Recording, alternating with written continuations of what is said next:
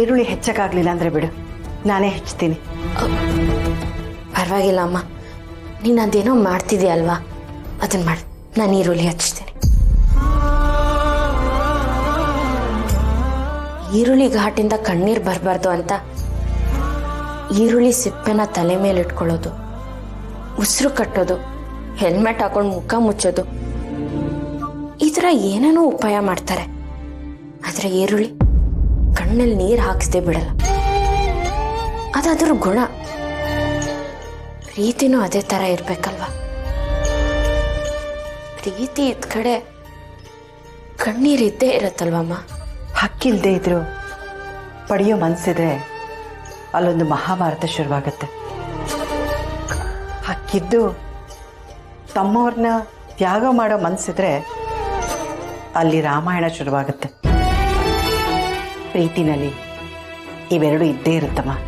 ಅಂದರೆ ನೋವಿಲ್ದೇ ಇರೋ ಪ್ರೀತಿ ಪ್ರೀತಿನೇ ಅಲ್ಲ, ಕಣ್ಣೀರಿಲ್ದೇ ಇರೋ ಜೀವನನೇ ಅಲ್ಲ.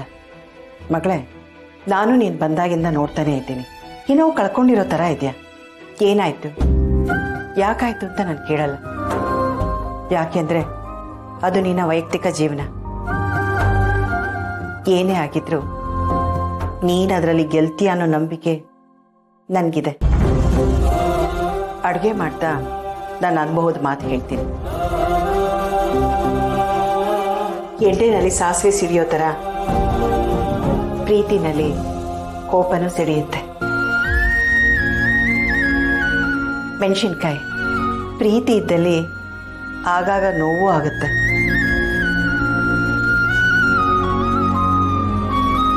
ನೋಡು, ಕರಿಬೇವು ಎಷ್ಟು ಘಮ ಅಂತ ಇದೆ.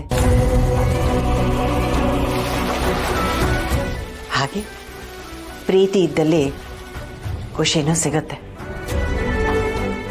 ಪ್ರೀತಿ ಅಂತ ನಾವು ಒಂದೇ ಪದದಲ್ಲಿ ಹೇಳಿದ್ರು ಅದಕ್ಕೆ ಬೇರೆ ಬೇರೆ ರೂಪಗಳಿರುತ್ತೆ ಮಗಳೇ.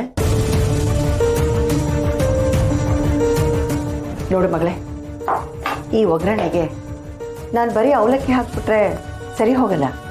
ಅದಕ್ಕೆ ಉಪ್ಪು, ಖಾರ, ಹುಳಿ ಎಲ್ಲ ಹದವಾಗಿ ಹಾಕಿದ್ರೇನೆ ಅವಲಕ್ಕಿ ಚೆನ್ನಾಗಾಗೋದು.